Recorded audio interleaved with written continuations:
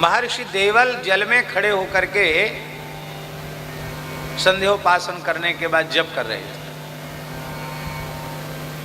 और हुहू नाम का गंधर्व वो भी जल में स्नान कर रहा था।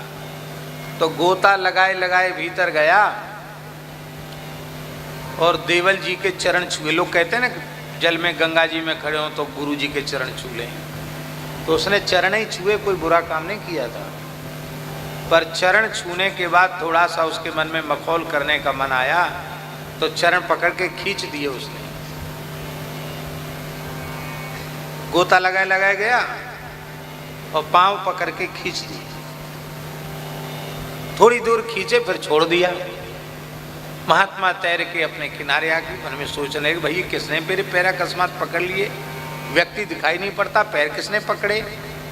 ये विचार कर ही रहे थे, तब तक वो जल से बाहर निकला, हंसने लगे।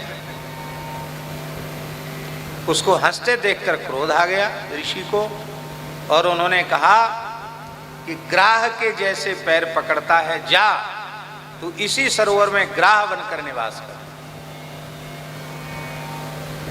उसने कहा महाराज, महात्माओं के, संतों के, गुरुजनों के चरण पकड़ने वाले को तो आशीर्वाद मिलना चाहिए। यहाँ बुंदेलखंड में बहुत अच्छी परंपरा है, कोई प्रणाम करे, बड़े बूढ़े कहते खुशी रहो, बोलते ना खुशी रहो, माने सदा प्रसन्न रहो। और बड़ी सहजता सरलता से आशीर्वाद देते हैं। ओरछा में 2007 में परम पूज्य प्रातः स्मरणीय विनम्रता की साक्षात प्रतिमूर्ति श्री सिया अनुज नेह निधि भक्तमाली श्री स्वामी नारायण दास जी महाराज, पूज्य मामा जी महाराज पधारे थे, उनकी कथा हुई थी। तो उसमें ओरी आई अचर्रा से, और मामा जी को पता चला कि ये दास की दादी लगती हैं, तो उन्होंने डंडा पटका और लंबे दंडोत प्रणाम किया।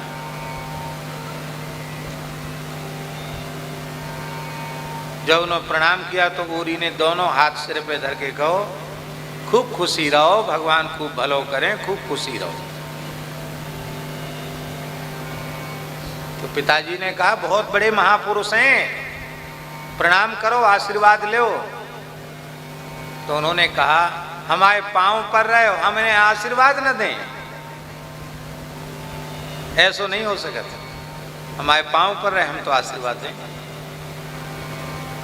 तो मामा जी बड़े प्रसन्न हुए, हंसने लगे, बोले देखो मैया में कितनी सरलता, एकदम सही बात कही, जो प्रणाम करे उसको आशीर्वाद मिलना चाहिए, प्रणाम करने वाला आशीर्वाद का पात्र है। तो हुहू गंधर्व ने कहा कि मैंने तो प्रणाम किया और ये आशीर्वाद मिलना चाहिए कि तुम ग्राह बन जाओ।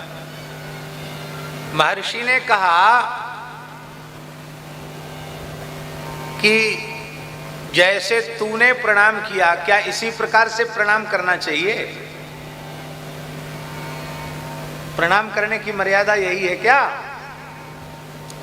पुरुष वर्ग को, बहुत ध्यान से सुने ये बात, पुरुष वर्ग को सदा साष्टांग प्रणाम करना चाहिए और मातृवर्ग को सदा पंचांग प्रणाम करना चाहिए। दूर से पुरुष वर्ग प्रणाम करे तो साष्टांग प्रणाम के पश्चात यदि चरण स्पर्श का भाव होवे तो दाहिने हाथ से दाहिना चरण और बाएं हाथ से बाएं चरण का स्पर्श करना चाहिए।